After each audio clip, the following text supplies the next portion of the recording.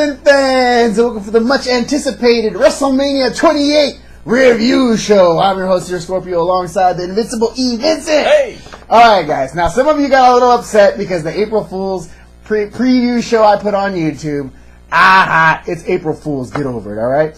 Not as bad as the April Fool's joke that the WWE put on us for WrestleMania 28. Oh, that's hurtful. All right. Anyway, let's get started here with the review show of what happened here at WrestleMania. Now, let's start off with the dark match. The dark match was actually the Usos, Justin Gabriel, and Tyson Kidd versus Primo and Epico for the tag team championships. Now, why didn't they show this and they decided to show Brodus Clay dancing with mamas? I don't know, but they did anyway. Anyway, this thing ends with Primo and Epico still retaining their championships. Yeah. And again, they didn't show this WrestleMania. Why do you think they did that? Well, they did go out of the way to show it on the pre-show on the YouTube channel, but I was in transit at that time, so I didn't see it. I was on my way to the WrestleMania show at, of course, an undisclosed location, and I have time to see that. I'm a busy man. Follow me on Twitter, you'll know I'm a busy guy. Come on. Things to do. Come on. Jeez. Whatever. Anyway, that happened, and we move on from there. The first actual match of WrestleMania was the match for the World Heavyweight Championship. Talking about Sheamus and Daniel Bryan. Now, this was, to me, one of the more entertaining matches because it lasted all of 18 seconds. Yeah, 18 seconds. That's including the time that Daniel Bryan got the good luck kiss from AJ, which didn't actually work. Kiss of death. Yeah. So, her being at the ring is kind of a jinx for Daniel Bryan now, and we'll see what they do with that. But, Sheamus is champ now. If you didn't realize what just happened, Sheamus get the old broski kick to the face. Yeah, Daniel Bryan's chops, all of 3 seconds. That's it. New champion. WrestleMania right away kicks off with a new champion, which was nice to see. But, man, the rematch is bound to happen here on Monday night. Yeah, it's got to happen. Obviously, they're going to have rematch, if not on Monday night, on SmackDown, but we'll see what happens. But, there's definitely going to be a rubber match, so we'll see if he retains it or if it goes back and forth. Absolutely. We'll see what happens with that. After that, we had the next match, which was the Randy Orton versus Kane match. Now, this was what I expected to be a typical Randy Orton victory, just same old cookie cutter Crimson style. But no! Kane brought an axe, metaphorically speaking, and took it to Randy Orton with that from the top rope choke slam. Loved it! Yeah, that choke slam was pretty epic, and I don't know if they might have cut the match short. It looked like Randy Orton was still nursing that bad back, but either way, Kane got the victory, and it was a good match. Legitimately good match. All right, baby. Devil's favorite demon finally on the winning track instead of what he's been doing in the previous months since he's even come back. So they were setting it up for this victory at WrestleMania. Good to see.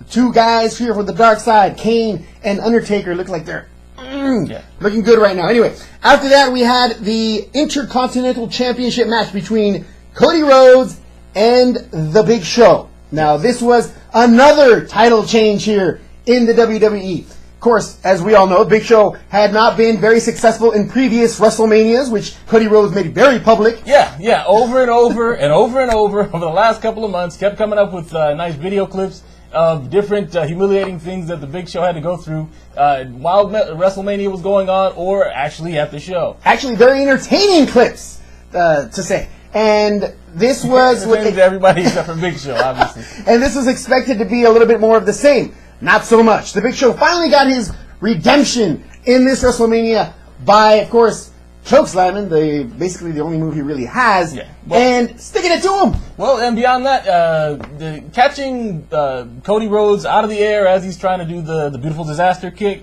and is basically spearing him into the pavement and then hitting him with the WMD knockout punch.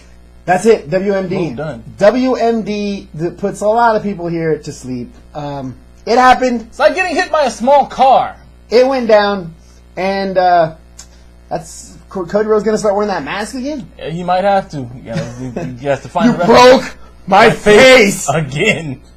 Did you put a bag on your face again? It could happen again. We'll see what happens. I hope not. We don't need to see that. Move on to bigger and better things. Cody Rhodes, like the World Heavyweight Championship or the WWE Championship, perhaps. Yeah. He's that good. He can do it. Ziggler are going to be fighting for it this Pushing year. for it. Yeah. This is going to be, you're right, Ziggler's and Cody Rhodes' year, 2012. Expect a big push for these guys. Dolph Ziggler, man. Can we say enough about that guy? Yeah, for real. Anyway, after that, we had the Divas match between Beth Phoenix and Eve versus Kelly Kelly and Maria Menounos from E! Entertainment, and as of late, Dancing with the Stars. Now, of course, when a guest comes to WWE to participate in a match, they usually 99.99999% of the time win. Yeah. And this is no exception tonight. Maria Menounos came into the show. It was publicized earlier this week that she had recently had a mishap at Dancing with the Stars that injured her ribs, but she was nevertheless here.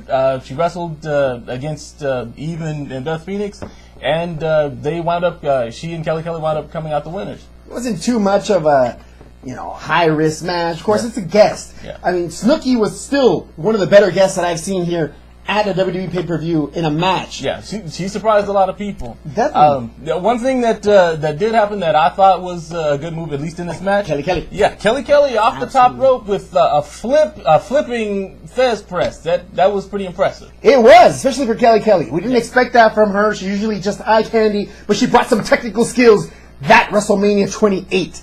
Again, they pulled a W out after, of course, Beth Phoenix and Eve beating up on Maria Menounos' ribs. A distraction. Basically distraction. We have, Beth Phoenix in there trying to get her move on, then bump into Eve. Eve was basically getting bumped over and over again in this match. Yeah, she got bumped off the apron like twice. Anyway, that is a wrap. We have, was it Maria Menounos who got the pin? Kelly Kelly got the pin. Kelly gets the pin. So Kelly Kelly gets the pin on Beth Phoenix. Beth Phoenix, yeah, that's right. Yeah. Thank you very much for saving me on that, E, because I didn't get to my notes. That's what I'm here for. No. Maria Menounos got the win. Oh. You know how I know? That's on the WWE Unified Wrestling Live coverage. I was just bluffing. Yeah. April Fools! No, we didn't. That was pretty smooth, right? Yeah. Anyway. Until you told them. Hey, they're going to put the comments down at the bottom. Hey, you idiots! Maria Menounos got the win. That's true. Stupid fools. You guys suck. Exactly. We cut ourselves. Ha! Deal with it. Anyway, after that, we have the Hell in a Cell. Sick match. This was the that match we were expecting. Absolutely. Triple H couldn't get enough the first time around. Surround a cage around him and The Undertaker, and we have round 2. Now, he seems to be taking out DX 2, and what's he going to fight? Hornswoggle 2 times in the next 2 WrestleManias? You never know. Anyway, this was the sickest match of the night, as Invincible E. Vincent was stating. This match followed up what they actually did last year, brought it in this year, and, man, did not disappoint E. Yeah. Over and over, it looked as though Shawn Michaels was trying to get Undertaker to go ahead and say that he was going to give up. Triple H tried to force him to get him to give up. Did not happen. The Undertaker was the one who prevailed in this match. They both started with strikes. Triple H came back with strikes. Taker went outside, took Triple H outside the ring, hit him with everything, flipped him over, hit him with the metal steps. Triple H wound up getting the hammer, tried to win with that. Merciless chair shots against the Undertaker. It was quite a match. That's a good thing this guy only wrestles once a year. It's going to be 1 year for this guy's back to heal. If anybody saw this match, you could see when he took down his straps from his suit, the guy's back was all bruised up. Yeah, there was all sorts of broken blood vessels welling up in his back. It was pretty sick. He went for the Hell's Gate on Triple H. Triple H turned it into a power bomb, which, if you're doing that on somebody who's smaller than you, that's enough of an accomplishment.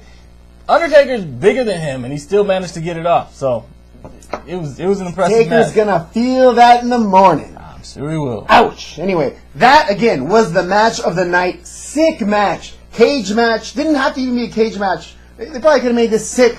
The Spanish table would have probably gone into shambles. And the fans would have got more interactive, but it was a great match. Shawn Michaels played a good part, showed a little bit of his acting chops here. Yeah. And Of the corner, trying not to see it, but give up! Just give up! Yeah. Yeah. It was good. It was pretty good for Shawn Michaels, but it was a sick match here. Undertaker and Triple H. Great show, you two guys. And a show of mutual respect. Shows why the Attitude Era rules, man. Definitely. Shows why that happened. Anyway, right after that, we had the Power for Raw and SmackDown GMs. We had Team Johnny with The Miz, Jack Swagger, David Otunga, Dolph Ziggler, Mark Henry, and Drew McIntyre versus Team Teddy with Great Khali, Booker T, R-Truth, Kofi Kingston, Zack Ryder, and Santino. This match ends when The Miz actually does what he needs to do, skull-crushing finale on Santino to, Zack Ryder, to get the W and put the power in Johnny Ace's hands. Yeah, this one, Zack Ryder basically was getting ready to deliver the boot to the face. In the face! To The Miz, Eve, for no reason, got in the ring, started cheering on with his woo-woo-woo cheer, and the ref went to go ahead and remove her, and Zack Ryder immediately approached the ref about that, which you shouldn't do. You're supposed to be facing your opponent, Zack Ryder. That ended up distracting them just long enough for Miz to deliver the skull-crushing finale. And it was over. I say, yeah! We don't have to see that. No more. Oh, come on. I like the dance. Ah, man, the only dance I like is Brodus Clay's dance. Who wants to do it? You guys like 60 years old. Get out of here, man. Good. I'm glad. Hopefully we never going to see that eyesore again. That giant Gary Coleman is out of our lives forever. Hopefully. We'll see. It's not over. It's not over. He'll be on Raw. Exactly. Anyway, after that, we had the actual one of the main events here. CM Punk versus Chris Jericho for the WWE Championship.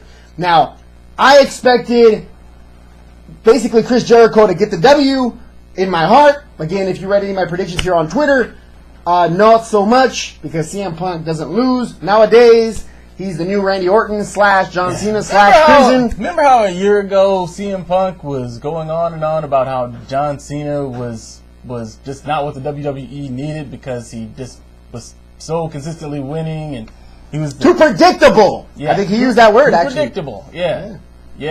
Remember that, CM Punk? Remember when you said that? Well, that was him, not. Wait, this is the way he did. That was him, not me. Don't talk about my parents. Anyway, pretty much. That's basically it. CM Punk is now that cookie cutter champion, as he once said he hated. Hey, how you liking me now? Anyway, needless to say, he gets the W here after hitting the go to sleep. He had to go to sleep. Actually, he kicked out of it. Then he makes him tap out with the Anaconda Vice. Jericho tapping out, really? Yeah, and this is after Jericho put him in the walls of Jericho. What, 2 or 3 times? At least. Yeah. He again, cookie cutter, predictable victories here. Now we're seeing from CM Punk. What he claims he hates, he has become. You are now the Yankees, Chief. What's next? A beer? Yeah. Oh, don't say that. Oh shoot, they're watching. Yeah. CM Punk. Come on, man. I can't see that happening because not only is he going to piss off WWE fans, he's going to piss off a whole bunch of straight edge people too. So it's hard for me to see that happen. We'll see. Jericho, you're better than CM Punk. Remember that.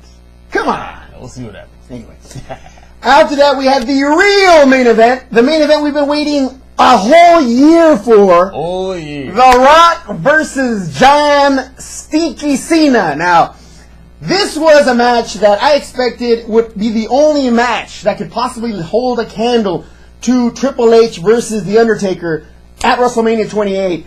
And that was the expectation. It was not quite there. And the reason that I say that is this. When I think of epic matches, especially epic matches including The Rock, you immediately go to the Stone Cold versus The Rock. The second one, we're living in the past. That's never going to happen. That was the greatest match of all time. It was the greatest match of all time. I'm just saying I was expecting something to be in range of that, but... Did you expect Vince McMahon to come out or something? No, I didn't expect Vince McMahon to come out, but I expected something...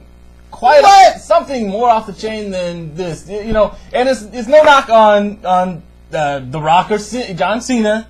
It's just the pace of this match just seemed like they were holding back a little bit, but yeah, you know, worst to worst, the worst thing you can say is that, you know, it's at least a good setup for a rubber match a year from now. Now, as we all know, The Rock is not done. He's booked to be in more WWE, the pay-per-views and shows here in the year 2012. So he's not done. We might see, like you mentioned here, a rubber match, something similar to that.